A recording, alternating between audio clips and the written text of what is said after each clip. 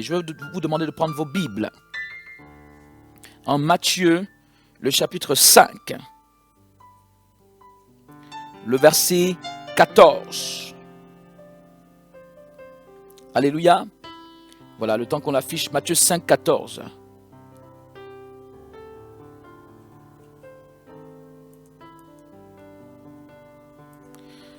Donc,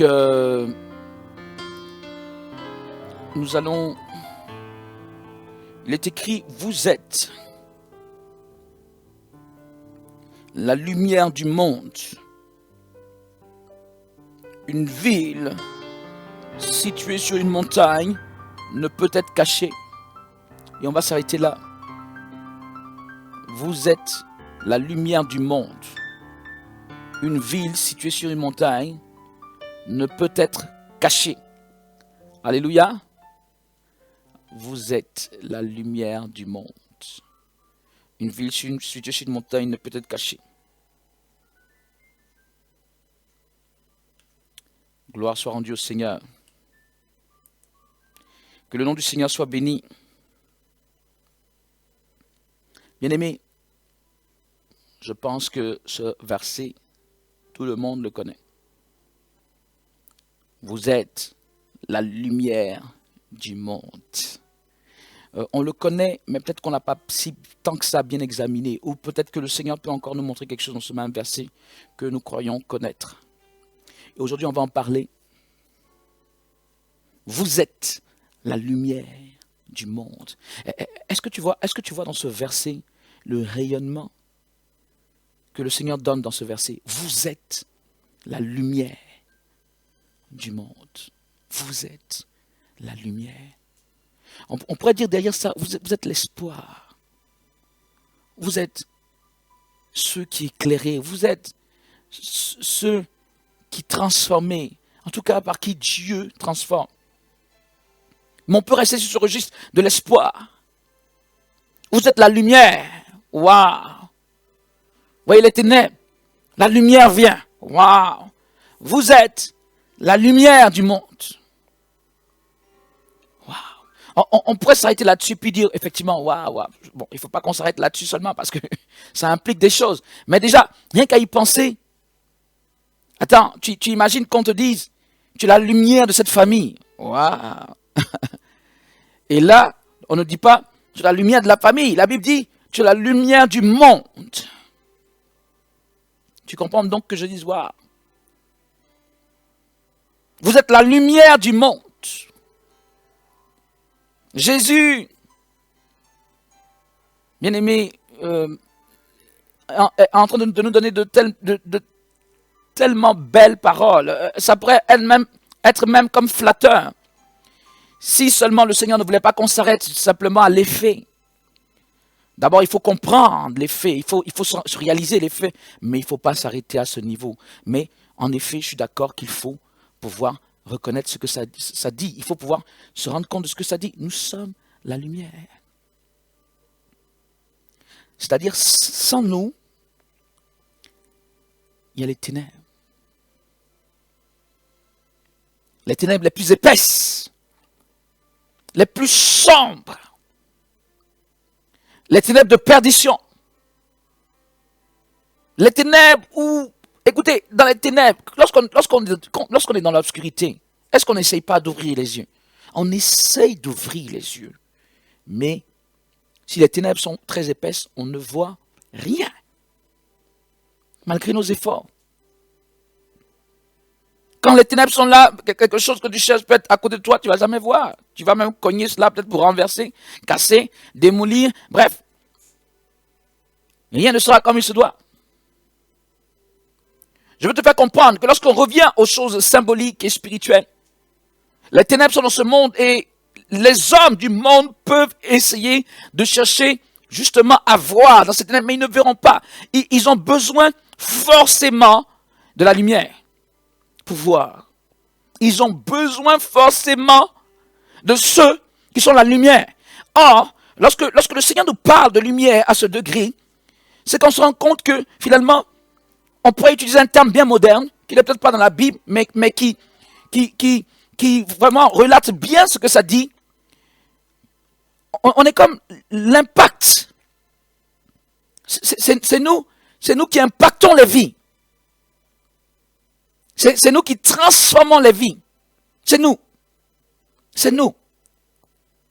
C'est nous qui apportons le changement. C'est nous. C'est nous qui apportons la libération et la consolation. C'est nous.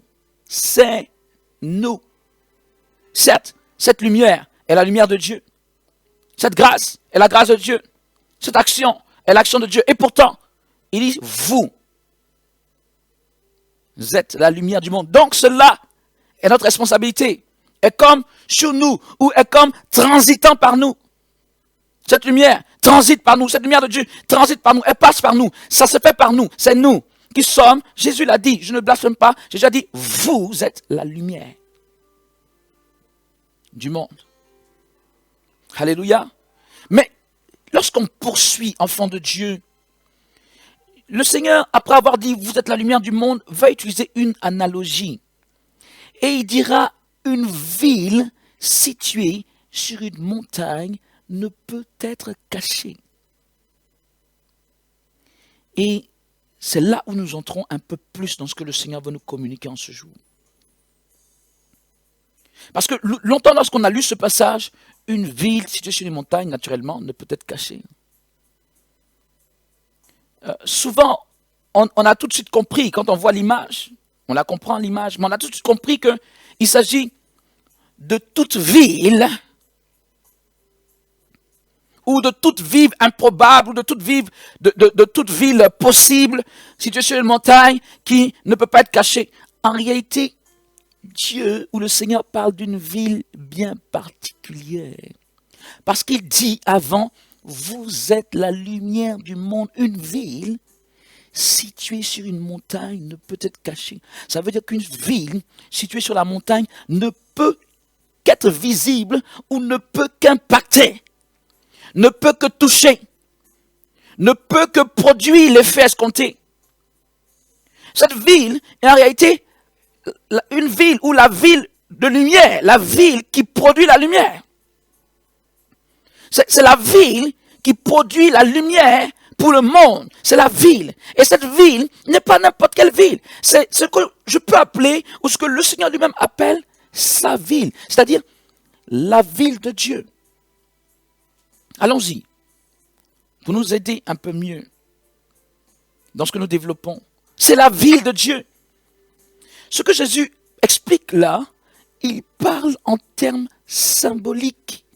Pas seulement au premier degré comme on a cru, mais il parle en termes symboliques à un autre degré où il parle des choses spirituelles. Une ville, qui est la ville de Dieu, est située sur une montagne. Et quand la ville de Dieu, située sur la montagne, produit donc cette lumière impacte le monde. Le monde ne peut être impacté que par cette lumière, produite par cette ville, au-dessus ou au sommet de la montagne. Or, la montagne, dans le domaine spirituel et dans le domaine biblique, la montagne revêt plusieurs aspects. La montagne est d'abord l'endroit où nous rencontrons Dieu. La montagne de la Bible, bibliquement parlant, la montagne est le symbole du fait que quelqu'un monte, c'est vrai, à la montagne, mais il monte à la rencontre de Dieu. Et symboliquement, la montagne dans la Bible, c'est l'adoration, c'est le jeûne et la prière. La montagne dans la Bible, dans la bonne montagne, parce que la Bible peut parler d'une mauvaise montagne, qui est la montagne d'opposition, qui est une grande montagne devant Zorobabel, tu seras aplani. Ça, c'est la mauvaise montagne, ça, c'est la montagne d'opposition. Alors, je ne parle pas de ça en ce moment, je parle de la bonne montagne, ce que nous appelons dans la Bible la montagne de Dieu, la montagne de l'éternel. Souvent, il y a cette expression. Rappelez-vous que c'est au sommet des montagnes que Dieu permettait qu'on l'adore. C'est au sommet d'une montagne, ou du mont Morija, que le temple de l'Éternel a été construit. C'est au sommet des montagnes que toutes choses se faisaient, parce que les montagnes étaient symboliques. Ou je peux même dire sont symboliques. Mais aujourd'hui, on fait beaucoup. On ne va pas dans le sens de faire des adorations. Mais à cette époque, on faisait des holocaustes. À cette époque, on faisait des autels. C'est comme ça que ça a commencé, au sommet des montagnes. la montagne de l'Éternel, c'est au sommet de la montagne qu'une ville est placée. Or, la ville, que j'appelle être la ville de Dieu, est différente de ce qu'on appelle maison de Dieu. En fait, je vais expliquer. Une ville est constituée, pourquoi est-ce qu'on parle d'une ville quelque part? Une ville est constituée de plusieurs maisons. Au départ, on parle d'un campement, on parle, voilà, oui, d'un campement, voilà, et après, on parle d'un village. Le village se transforme en ville. Mais c'est par l'affluence de familles. Donc pas d'une seule maison, mais de plusieurs maisons. Au fur et à mesure qu'il y a plusieurs maisons et que les maisons s'accroissent, on parle de ville.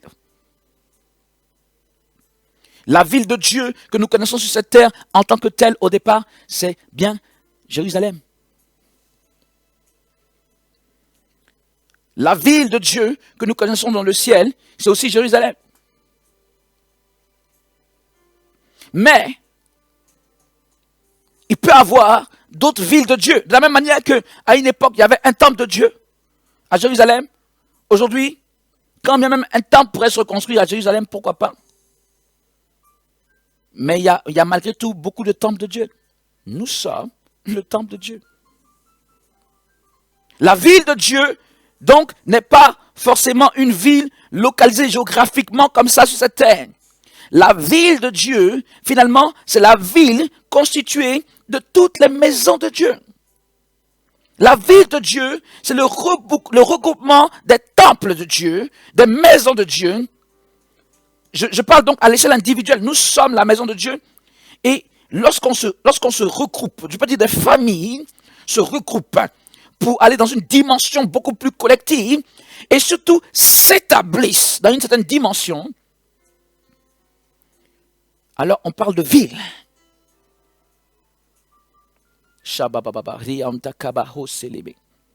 Pourquoi est-ce que c'est important? La ville peut, si vous voulez, dans ce sens encore plus large, peut être considérée comme l'église ou la grande maison de Dieu. Mais parlons de ville. Jésus a dit une ville située sur une montagne ne peut être cachée. Ça veut dire que si vous faites les choses comme je le veux, ma gloire impactera le monde. Ma gloire illuminera le monde. Les gens qui sont dans ce monde, qui cherchent la lumière, verront ma lumière. Si vous, en tant que ville ou en tant que collectif, vous faites les choses pour monter à la montagne et bâtir cette ville de Dieu quelque part en esprit, ma gloire sera présente. Et ma gloire illuminera au travers de vous. Ma gloire illuminera le monde. Et les âmes seront sauvées. Bien aimé, c'est consécutif. Si ce chemin est fait, forcément il y aura le salut des âmes. Forcément il y aura le monde qui sera sauvé. Vous êtes la lumière du monde. Une ville située sur une montagne ne peut être cachée. Personne ne pourra dissimuler ou personne ne pourra cacher. On parle du monde, on parle de la technologie, on parle des médias, on parle de la communication, on parle de ce qu'on veut. Mais si on fait les choses comme Dieu demande, personne ne pourra cacher ou dissimuler la gloire de l'Éternel dans ce monde. Et les âmes seront forcément impactées, les hommes seront forcément sauvés. C'est nous qui avons la responsabilité d'emmener les choses à ce degré. Enfants de Dieu. Pourquoi est-ce qu'il y a cette gloire-là dans la ville de Dieu? Mais parce que la montagne, je le disais, est l'endroit où l'homme monte à la rencontre de Dieu. Donc il fait des efforts dans l'adoration, il fait des efforts dans le jeûne de la prière. Mais lorsqu'il arrive au sommet, il rencontre la personne divine. Le sommet de la montagne, symboliquement et spirituellement, c'est là où Dieu réside. C'est l'endroit où la gloire de Dieu est présente et demeure. Elle est demeurante. Elle n'est pas passagère. Bon, je veux parler en langage plus clair pour que tout le monde puisse saisir ce dont on parle. Toutefois que les enfants de Dieu, individuellement, se mettent dans la logique de monter à la montagne de l'Éternel et donc s'assemblent, ensemble le font, mais chacun le focus quand même. et ils se mettent ensemble pour faire les choses comme Dieu demande, à savoir par cette adoration, ces jeûnes, ces prières, de manière vraiment constante. Ils font ce qu'on appelle constituer une ville de Dieu. Ils font ce qu'on appelle gravir la montagne de l'Éternel. Ils font ce qu'on appelle donc spirituellement constituer cette ville au sommet de la montagne. Or, au sommet de la montagne, dans cette ville de Dieu, quelqu'un réside en permanence, qui est le Seigneur lui-même dans sa gloire extraordinaire. Il faut comprendre que spirituellement, si nous acceptons avec chacun la sincérité de son cœur, si nous acceptons de nous constituer en groupe, mais avec chacun la sincérité de son cœur, et qu'ensemble on fait les choses, malgré le fait que Dieu nous demande des choses en particulier, c'est-à-dire chacun la sincérité, mais il nous demande quand même de faire abstraction de nos propres personnes pour pouvoir nous associer à d'autres. La sincérité de ton cœur ne te dédouane pas de t'associer à d'autres. La sincérité de ton cœur ne te place pas dans une position de supériorité par rapport à qui que ce soit. La communion que tu peux avoir avec Dieu ne te place pas dans une situation de repousser ou de rejeter les autres ou de dire « moi ». Si nous acceptons ensemble de nous mettre avec la sincérité de chacun dans les dispositions que Dieu veut, à savoir être dans un endroit de jour comme de nuit, à prier, à jeûner, à l'adorer, il va avoir la ville de Dieu sur la terre.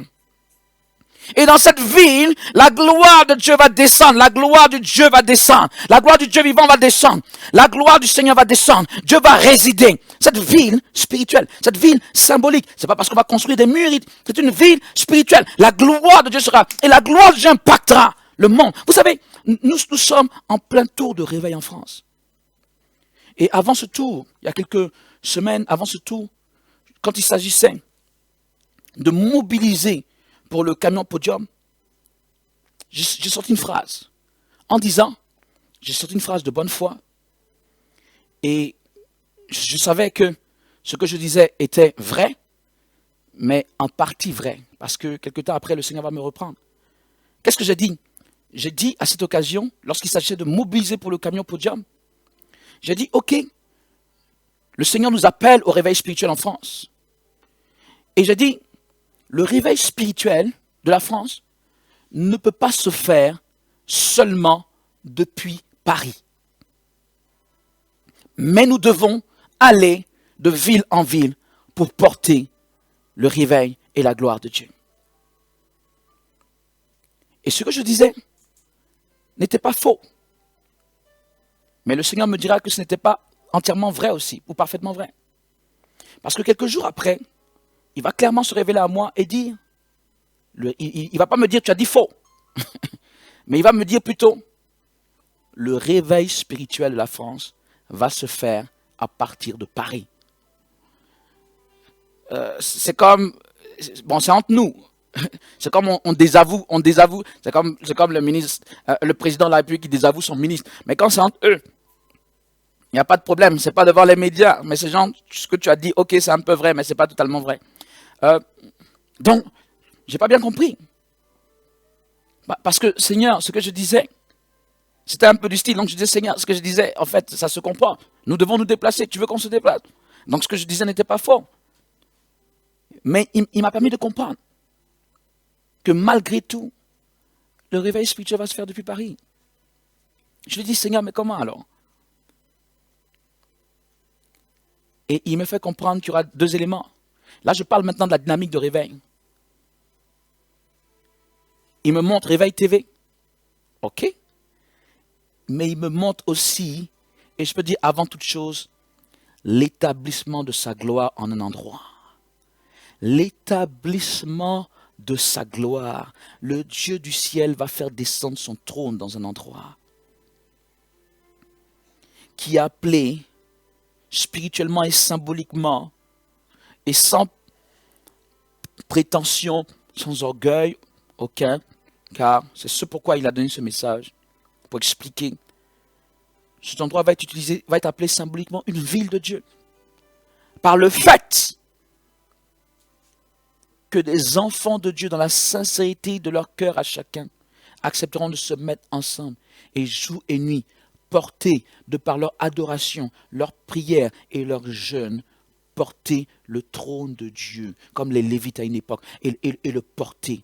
Et il sera là, son trône sera là, et son trône impactera toute la nation française. Et je crois que son trône impactera même le monde.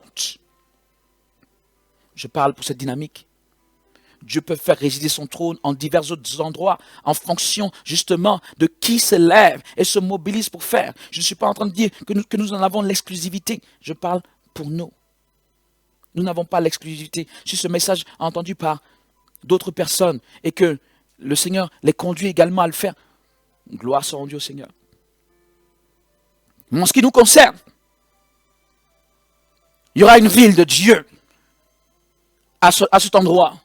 Et je ne suis pas en train de parler de choses charnelles, je n'ai aucun lien physique et spirituel, a priori, rien de commun avec la ville de Paris.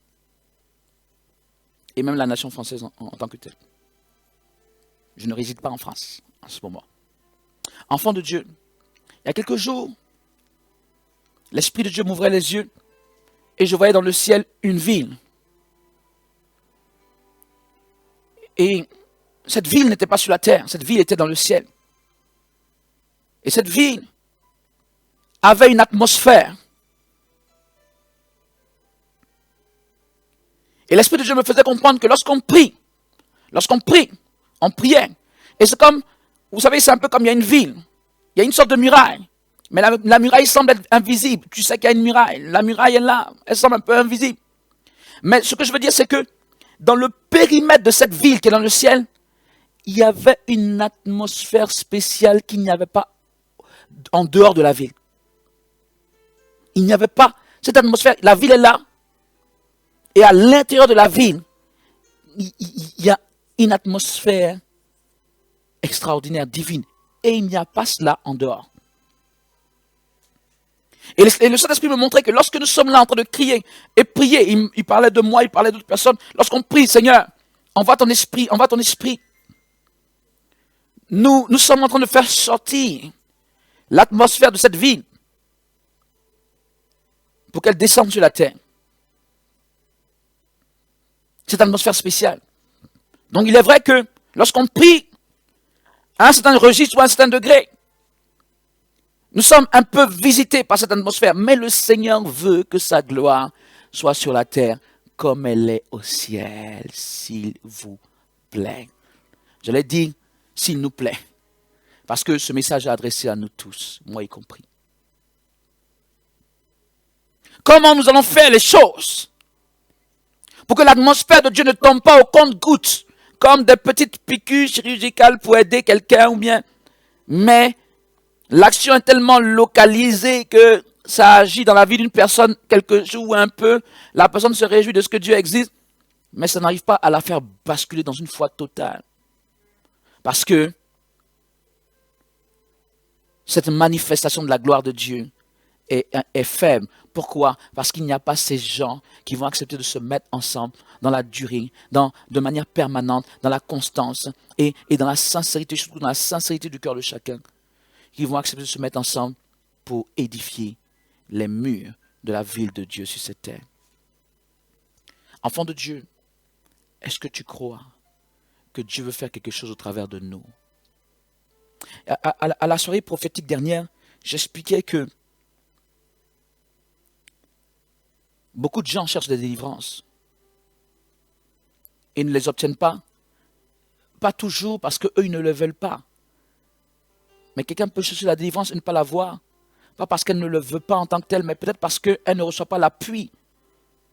Il y a un autre appui qu'il faut aussi parfois pour les personnes pour qu'elles reçoivent la délivrance. Donc, très souvent, il n'y a pas dans l'Église la dimension d'onction, la dimension de gloire de Dieu, à même de pouvoir chasser un certain type de démon, à même de pouvoir libérer les gens d'un certain degré d'oppression. Ce que je dis, ça va vous sembler bizarre, mais, bien aimé, je veux poser la question. Où sont les grands signes et les grands miracles, les grands prodiges, les grandes délivrances du Seigneur dans l'Église actuellement? Si quelqu'un ne me croit pas, qu'on se pose cette question. Nous avons plein de chrétiens qui vont mourir de maladies desquelles ils devaient être délivrés facilement. Ils vont mourir au même degré que des païens. Des mêmes maladies. Où est la main miraculeuse de Dieu? Où est la gloire de Dieu qui sauve, qui guérit, qui délivre, qui bénit? Où est, je peux dire, la gloire du Seigneur, comme lui-même lorsqu'il était présent dans les jours de sa chair?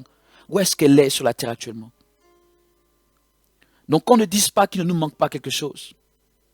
Il nous manque la gloire de Dieu. Et je ne parle pas seulement pour nous, mais le désir le plus fervent de Dieu, c'est l'impact du monde, au-delà de nos propres personnes. Mais comprenez que nous-mêmes nous serons forcément édifiés, bénis, transformés, guéris. Mais au-delà de nos propres personnes, il y a une nécessité de ce qu'il y ait cette ville pour le salut des âmes. Et lorsque le Seigneur parlait d'outils comme Réveil TV, c'est pas parce que Réveil TV est tout en soi. Au contraire, Réveil TV n'est qu'un instrument de diffusion de la manifestation de sa gloire. Est-ce que c'est pas surprenant? Merci Seigneur. Que parfois quelqu'un peut être dans un endroit, et on prend une caméra, on le filme, et l'onction qui est dans cet endroit est transmise à la personne qui suit cela à distance. Au départ, si tu réfléchis là-dessus, tu vas te dire, mais comment c'est possible, etc. Voilà la logique là-dedans. Mais au-delà de notre réflexion humaine, je crois que beaucoup parmi vous, vous pouvez constater que vous suivez des choses à distance, notamment dans ce qu'on fait, peut-être ailleurs aussi, vous suivez des choses à distance et vous recevez la grâce de Dieu.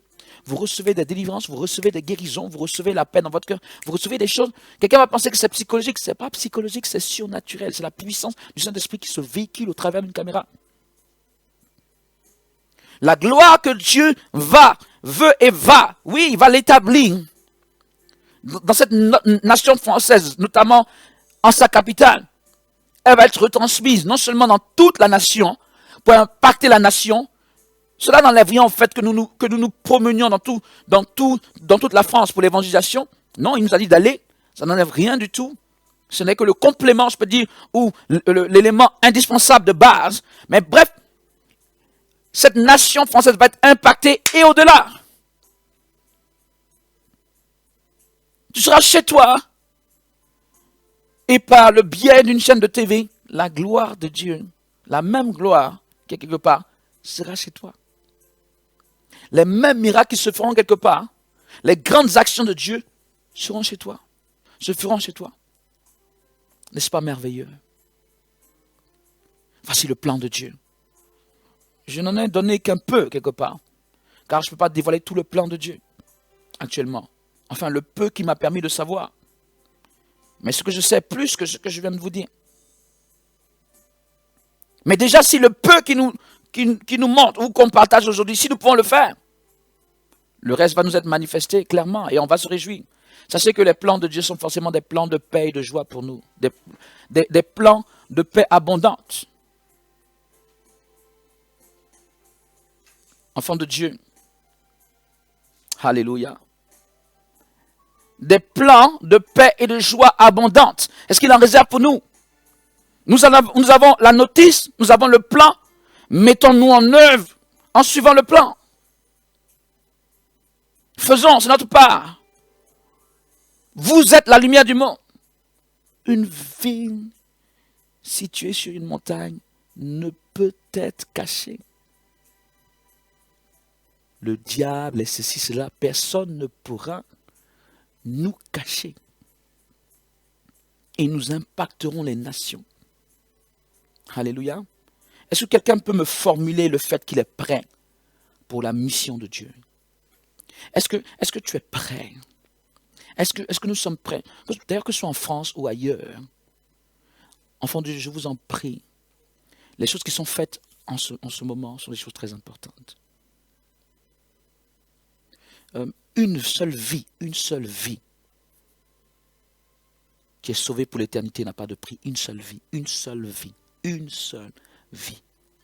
n'a pas de prix. Une seule vie n'est pas quantifiable. Alors ne me parle pas de 2. Est-ce qu'on peut parler de 2, de 3, de 4? On ne peut pas. C'est inestimable. Inestimable. Regardez, le Dieu vivant a quitté, je peux dire, son trône dans le ciel à cause de nous pour venir souffrir. Qu'est-ce que nous pouvons faire, nous, pour prolonger son action et toucher toutes ces personnes? Qu'est-ce que nous pouvons faire? Qu'est-ce qu'il nous demande de si grand que nous ne pouvons pas faire alors que lui, il a payé ce si grand prix déjà? Nous pouvons le faire.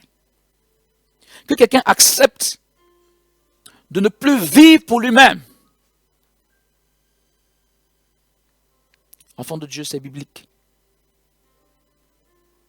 Que quelqu'un accepte de ne plus vivre pour lui-même, mais de vivre pour Dieu. Ça veut dire que tu acceptes de mettre dans la balance toutes tes forces. Je donnais cet exemple dernièrement. Et je disais, un exemple tout banal. Hein. Je donnais cet exemple quelque part dernièrement. Je disais, écoutez, il y a des activités où, quand la personne s'en va, parce que peut-être qu'elle est dans une chaîne de montage ou quelque chose comme ça, ou bien parfois même infirmier, des choses de ce genre. Quelqu'un peut rester debout 5 heures, 6 heures, 7 heures. Il y a certains endroits sur cette terre où les gens restent 9 heures, 10 heures debout. Par jour, s'il vous plaît. L'homme peut. Et l'homme le fait. Mais parfois, si tu demandes à un chrétien, reste debout 30 minutes ou 1 heure, il va dire c'est trop compliqué. Bien-aimé, qu'est-ce qui est trop compliqué pour le salut des âmes? Je veux te demander aujourd'hui. Qu'est-ce qu'en réalité nous ne pouvons pas faire? Non, c'est nous qui nous donnons les limites. En réalité, ce ne sont pas les limites de notre corps. Ce ne sont même pas nos limites comme on les croit, les limites financières ou quoi que ce soit. Les limites, c'est nous-mêmes, dans notre jugement. Nous minimisons ces choses. Notre bouche confesse que c'est important, mais nos actes traduisent tout le contraire. Nous devons arrêter. Donc, si vous voulez, c'est comme si on a... Vraiment, on donne très peu pour Dieu et tout le reste, toutes ces forces, tout ça c'est pour nous. Et dans ça, on dit, ah Seigneur, je t'aime, je t'adore. Vous savez que adorer, c'est un sens plus fort que aimer. Je t'aime, je t'adore. Tu es mon tout. Bien-aimé. Le temps est vraiment venu de prouver à Dieu qu'il est ton tout et que tu vis pour lui plus que pour toi-même. Nous allons remballer nos orgueils personnels, nos prétentions personnelles, nos ambitions personnelles, même si c'est basé sur ce que Dieu t'a dit. Ce que Dieu t'a dit, quand même ce serait grand, ça doit passer par le plan de Dieu pour arriver. Ce n'est pas parce que Dieu t'a dit quelque chose que tu vas utiliser tes propres méthodes que tu vas y arriver. Sur la base de ce qu'il a dit, donc tu penses que n'importe quelle méthode va faire arriver cela. C'est Dieu. C'est Dieu. C'est Dieu. Rebeko soginda laba shalaba. Korobos yandelebe kohanda kalilibiso yaba.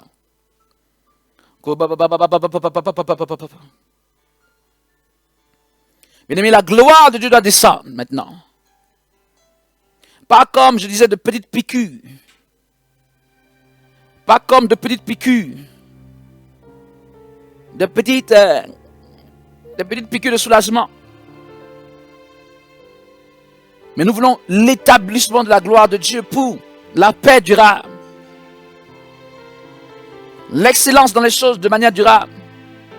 Veux-tu être utilisé une fois par le Saint-Esprit ou veux-tu être utilisé tous les jours par le Saint-Esprit? Veux-tu être en bonne santé un seul jour ou veux-tu être en bonne santé tous les jours de ta vie? Tu conçois avec moi que tu veux quelque chose de durable. Alors faisons en sorte que la gloire de Dieu soit là de manière durable. Et c'est dans la ville de Dieu que le trône de Dieu est là de manière durable. La ville de Dieu, parce que ce sont des familles. Nous venons de divers horizons. On ne peut ne pas se connaître a priori, mais on s'assemble pour former cette ville de Dieu dans l'intérêt de notre Seigneur, dans l'intérêt des choses de Dieu. Bien-aimés, prions quelques minutes encore. Ribela baba sheke baba baba baba baba baba baba. Ribelamda kama yondelebe sokorioshi. Nimilanda ma sheke baba baba. Par rapport à ce que tu as entendu, élève la voix. Et parle à ton Dieu qui m'a donné ce message pour toi. Si tu conçois que tu dois faire partie de ces personnes, de cette ville de Dieu, qui s'active pour que la gloire de Dieu non seulement descende, mais demeure. Pour notre bien à tous, mais en particulier pour le salut des âmes, pour l'impact des nations. Bien-aimés, il y aura de l'adoration. L'adoration fait vraiment descendre la présence de Dieu. Je l'ai remarqué personnellement. C'est extraordinaire. C'est extraordinaire. Un jour, on parlera de ça un peu plus en profondeur. Un jour, peut-être pas dans l'immédiat, un jour à venir. Comment ça se fait qu'une atmosphère peut être là, si lourde, mais suffit-il que quelqu'un adore et la présence de Dieu descend pour se déployer et changer cette atmosphère et apporter la vie, apporter donc l'espérance, apporter la foi, la force, apporter la vie. Seigneur, nous te rendons grâce. Allons-y, justement, prions le Seigneur.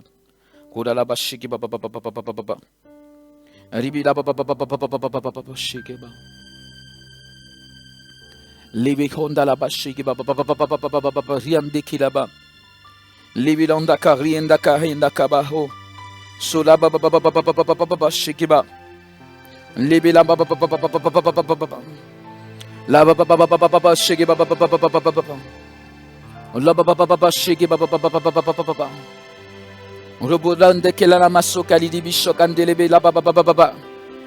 Lebe la baba baba baba baba shake baba baba baba.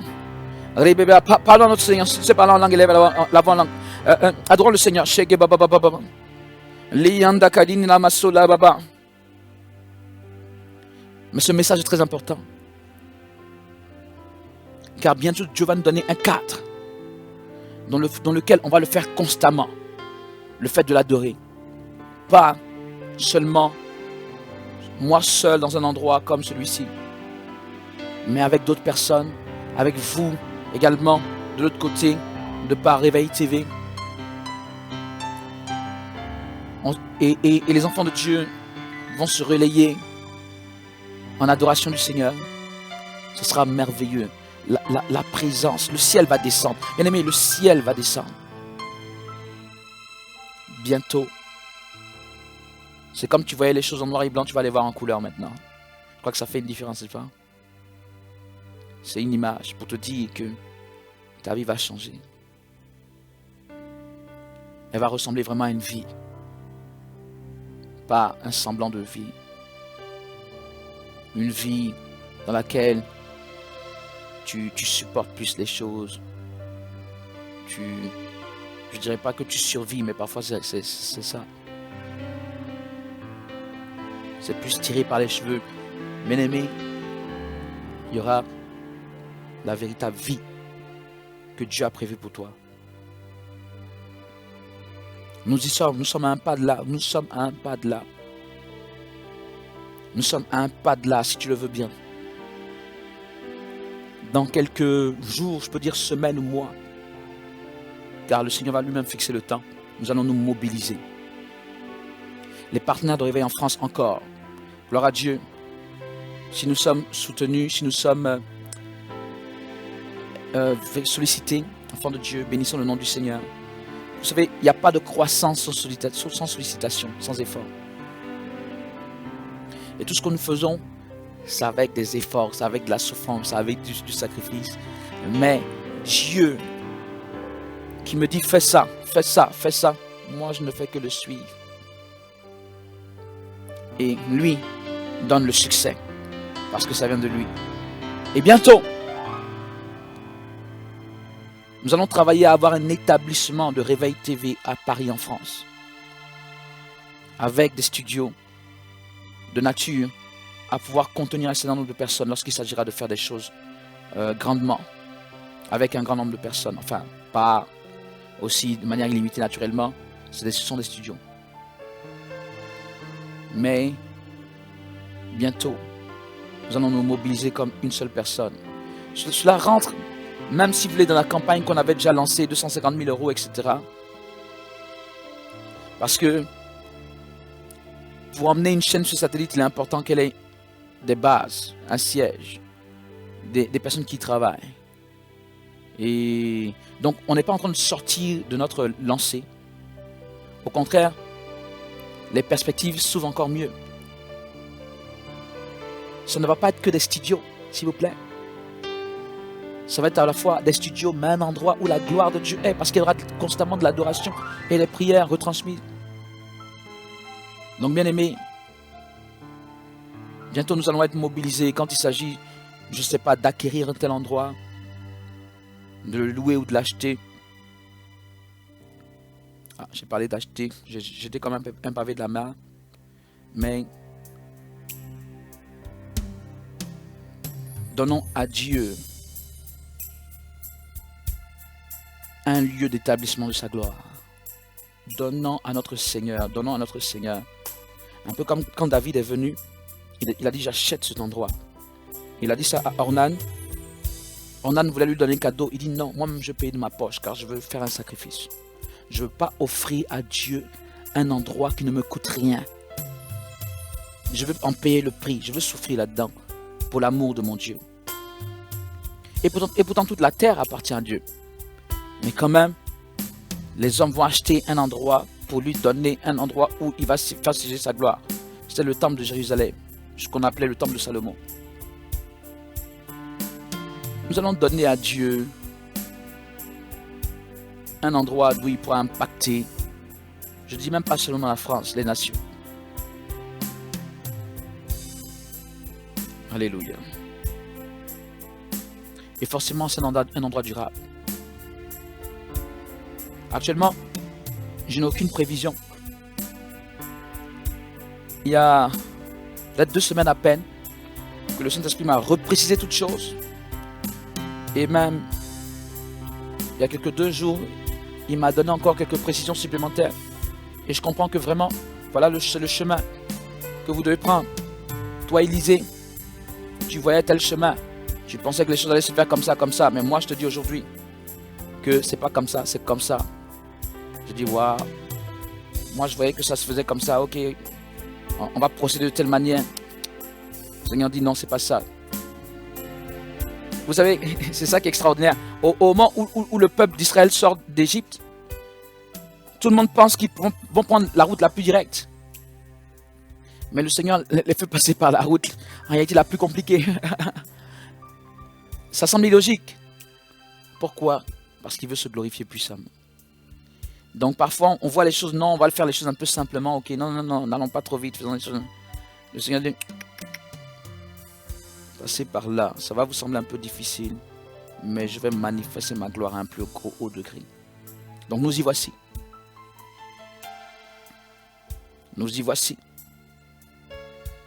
Quels sont ceux qui seront à même de pouvoir être les instruments pour l'établissement de la gloire de Dieu? Je vais être le premier là-dedans. Je ne sais pas à quoi est-ce que tout va résider. J'ai une idée. Mais même si je ne connais pas toutes les conditions, tous les détails, je vais être le premier. David était animé d'un tel zèle, c'est pourquoi Dieu a béni toute sa dynastie. Il aimait tout ce qui touche. C'est lui-même qui dit, je veux construire une maison pour Dieu. David, je veux construire une maison pour Dieu. Il aimait ces choses. Tout ce qui touche à glorifier Dieu, je veux le faire. Et même si Dieu dit non, tu ne vas pas le faire, mais quand même, le Seigneur est touché par son zèle. Je vais être le premier, moi, je vais être le premier. Si quelqu'un aussi veut être le premier qui se batte, alléluia. Je ne dirais pas que la place est déjà prise, mais bats-toi quand même. Alléluia. Si jamais il y a une sorte de place à prendre. Mais quoi qu'il en soit, le Seigneur sait nous bénir pour notre zèle. Donc bien aimé, les perspectives sont glorieuses. Pendant que le tour de réveil va se faire en France, le tour de réveil dans toutes les nations, dans toutes les villes, pardonnez-moi, et c'est comme une prophétie, je dis dans toutes les nations, c'est que c'est prophétique. Pendant que le tour de réveil va se faire bientôt, dans toutes les nations, amen, bon, mais disons en France déjà, le Seigneur va nous permettre peu à peu d'établir un endroit pour sa gloire. Une ville de Dieu. Ville dans le sens symbolique, on n'a pas dit qu'on va construire une ville. Hein. Une ville de Dieu. Waouh. Merci Seigneur. Seigneur, nous te rendons grâce, nous te bénissons. Nous t'exaltons. Nous bénissons ton Seigneur. Il n'y a pas d'autre Dieu que toi. Il n'y a pas d'autre Seigneur.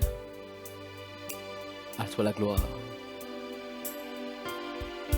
Merci Seigneur Père pour ton atmosphère. Merci de ce que l'atmosphère du ciel sera bientôt sur la terre. De manière permanente. En ce qui concerne cette dynamique. Dans le cadre de cette dynamique, à l'intérieur de cette dynamique, merci. Tu l'as certainement fait ailleurs. Certainement. Mais Seigneur, nous nous réjouissons de ce que notre toi est arrivé. De ce que tu vas nous donner un lieu où ta gloire va y être. Pour le bénéfice de tous. De tous ceux qui de près ou de loin sont connectés. Et tous ceux qui seront connectés à cette dynamique. Les studios de la gloire de Dieu. Alléluia. Certainement avec des bureaux et un endroit capable de pouvoir réunir un grand nombre de personnes. Seigneur, nous plaçons toutes choses devant ta face, si cela est ta volonté, que cela soit. Et dans le registre et le degré dans lequel tu veux que cela soit. Nous ne voulons pas aller plus loin et être plus bas que ce que tu veux. Conduis toutes choses. Enfant de Dieu, prie pour ce projet, que je prends Dieu, mais j'appelle ça projet, mais c'est déjà, je le crois, scellé dans le ciel. Prie pour cela et prie pour ta place dans toute cette dynamique. Et en particulier par rapport à cette initiative. Prie pour que le Seigneur te donne un positionnement comme il se doit. Vous savez, on se pose des questions sur comment, pourquoi telle personne est bénie par Dieu, etc. Tout dépend des actes que les gens posent. Je suis désolé. Ceux qui croient que les actes n'ont aucun impact sur le traitement de Dieu en notre faveur, mais c'est que vous niez toute la Bible dans son essence. Tous ceux qu'on voit dans la Bible, ils ont posé des actes. Ce paraissent-là à ne rien faire. Tous. Quand vous regardez, même quelqu'un comme Pierre qu'on pense être un peu façon, c'est à cause de son zèle qu'il a été choisi. Notamment à cause de son zèle, sa ferveur et sa sincérité de cœur qu'il a été choisi comme premier des disciples, des apôtres. On le voit dans la Bible, c'est pas quelqu'un qui restait là, c'est lui qui, à chaque fois il y a quelque chose, non Seigneur, moi je veux faire moi. Je veux marcher sur l'eau. Tout le monde a peur, lui-même il a peur, mais moi je veux marcher sur l'eau aussi. Vous voyez, à cause de tout cela, c'est un zèle et un dévouement. Il a été choisi. Ne pensez pas que dans le christianisme, on est là, on ne fait rien et ça nous tombe dessus comme un bouffe. Je pense que beaucoup ont eu cette théorie, mais constatons nos vies. Nous qui avons cette théorie, je pense que on va voir que rien ne bouge parce que ce n'est pas la bonne théorie. La Bible dit quoi? Et prenez le mot semer au sens large. Ne soyez pas réducteur dans votre esprit. La Bible dit que celui qui sème peu moissonnera peu. C'est la Bible qui le dit. Celui qui sème en abondance moissonnera en abondance. C'est la Bible qui le dit. Est-ce qu'on veut gommer ce passage? Il faut poser des actes. Il faut prendre ton corps, ta vie, pour la semer abondamment. Et tu vas moissonner abondamment. Au-delà des questions financières. C'est ainsi. On ne peut pas changer cela. Donc bien aimé, tandis que le Seigneur en mouvement et cherche à faire quelque chose, ne sois pas là comme un spectateur à ne pas te décider en quoi que ce soit. Parce que le train des choses du Seigneur est en train de passer. Et je ne veux pas que tu le manques. Si tu me comprends bien. Parce que ce n'est pas qu'un train qui va passer à un moment donné. C'est le Seigneur Jésus lui-même qui va passer un jour. Et in fine, il ne faut pas que tu manques également cette venue. Alléluia. Seigneur, nous te rendons grâce. Nous te bénissons, roi des rois et Seigneur des seigneurs. Je prie que par ta grâce, tu souffles ton esprit sur nos vies. Fais-nous grâce. Tout ce qui nous retenait en arrière, qui nous empêchaient de voir, de comprendre, Seigneur, tes desseins, tes échéances, ton plan, que cela soit ôté de devant nos yeux maintenant. Tout ce qui nous empêchait de voir ou de comprendre, soit ôté de devant nos yeux, soit ôté de devant notre esprit. Que tes enfants comprennent, et se lèvent et se mobilisent et agissent conformément à cause de ta grâce et à cause de ta puissance. Levons-nous comme une armée, enfants de Dieu. Levons-nous comme un seul homme. Levons-nous comme une armée. Mobilisés pour la cause du roi des rois et du seigneur des seigneurs. Et qui se traduit sous la forme de l'impact aux nations. Sous la forme d'être la lumière du monde. Alléluia, alléluia, alléluia. Shabababa. Lenanabakoriandalaba shegelababa. Lebelabababa. Rondelebe shegelabababa. Lebelabababa. Tu es libre de te mobiliser. Tu as dit non, j'ai tel problème. C'est toi qui dis que tu as ces problèmes. Et si tu as les yeux fixés sur les problèmes, tu risques d'être dans les problèmes. Un peu comme Pierre, quand il a eu les yeux fixés sur la tempête, il s'est enfoncé. Est-ce que tu acceptes d'avoir les yeux fixés sur le Seigneur qui te dit marche, c'est-à-dire agis, malgré ce que tu considères comme l'opposition, fais ce que je te demande. Et tu vas voir le miraculeux se produire, se manifester extraordinairement, glorieusement. Enfants de Dieu, nous sommes donc pratiquement au terme de cette soirée prophétique maintenant. Alléluia. Je crois que nous avons passé un bon moment, pour ne pas dire un merveilleux moment dans la présence de Dieu. Et qu'une personne, en ce jour, n'oublie pas que le Seigneur dit qu'elle se retrouve. Le Seigneur dit que tu as une progéniture spirituelle, que les choses ne s'arrêtent pas là, le point final n'est pas là maintenant. Voyez vous-même ce dont on parle actuellement, ça ne ressemble pas à un point final, ça ressemble à un début. À un début de la gloire de Dieu. Quelqu'un peut-il aller au-delà des confessions de Seigneur Jésus, je t'aime, et en ce jour poser vraiment les actes? Bien aimés, ce sont les actes dans la sincérité de notre cœur qui vont nous démarquer et prouver que nous sommes vraiment chrétiens. Vous savez, je vais terminer par là. Il y a des loups dans l'église. Et ce qui est souvent curieux ou extraordinaire, c'est que les loups dans l'église sont parfois plus réactifs aux sollicitations des choses de Dieu que les enfants de Dieu eux-mêmes.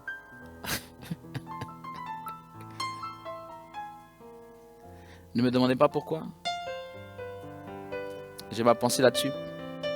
Je sais pourquoi il y a ce fait, d'une part, du côté des loups, et pourquoi il y a ce fait, d'autre part, du côté des enfants de Dieu. Parce que ce n'est pas seulement les loups qu'il faut blâmer, eux ils sont dans leur rôle. Mais c'est tellement les enfants de Dieu aussi, il faut les blâmer pour leur manque de réactivité, leur manque de spontanéité, leur prétexte, leurs éternels prétextes pour ne rien faire lorsqu'on parle des choses de Dieu. Mais en toutes ces choses, ou malgré toutes ces choses, la volonté de Dieu ne va pas manquer de se manifester, d'être accomplie. Malgré tout ce qu'il peut y avoir à l'intérieur de l'église, à l'extérieur de l'église. Disons, le Seigneur ne va pas m'accueillir dans sa maison pour dire « Élisée Kouakou, combien de sorciers tu as détectés dans l'église? Tu en as tellement détecté, rentre dans mon royaume. » Il va me dire, comme il va vous le dire aussi, combien d'âmes ont été sauvées par ton canal, selon ce que j'avais prédit, selon ce que j'avais prescrit. Et on va voir ce qu'il m'avait demandé de faire et ce que j'ai fait. Et on va comparer. Si ça colle, comme peut-être les doigts là collent comme ça, c'est bon. Bon et fidèle serviteur, entre dans la joie de ton maître. Si ça colle. Si ça colle pas. Enfin bref. Enfants de Dieu, aujourd'hui, nous sommes dans le concret. Que le nom du Seigneur soit béni. J'ai de la joie à vous parler de toutes ces choses à cause de la joie du Seigneur. Nous avons de la joie à travailler pour le Seigneur et à accomplir sa volonté. D'ailleurs, c'est la preuve même que nous sommes morts pour les choses du monde. Si nous faisons l'œuvre du Seigneur en pensant à quelque chose du monde, c'est que nous ne sommes pas morts encore pour les choses du monde. Mais si nous faisons l'œuvre du Seigneur avec un cœur parfaitement désintéressé, sans s'attendre à quelques retours, sous quelque forme que ce soit de la reconnaissance des gens, soit de l'argent, soit de position, de statut, etc. Tout ce qu'on, si tu t'attends, si tu fais les choses de Dieu sans t'attendre à quelques gains immédiats, mais que tu le fais vraiment pour la cause de celui qui t'a sauvé, c'est la preuve même que tu es vraiment mort au monde et mort à toi-même. Alléluia. Quelqu'un pourra-t-il se lever pour ce qui réjouit le cœur de Dieu? Que le nom du Seigneur soit béni. Alléluia. Je vais faire une dernière prière pour qu'on termine. Justement, je n'avais pas prié la fois dernière, le vendredi passé, je n'avais pas prié tant que ça pour ceux qui avaient fait toutes ces contributions par rapport au camion podium. Alléluia. Gloire à Dieu.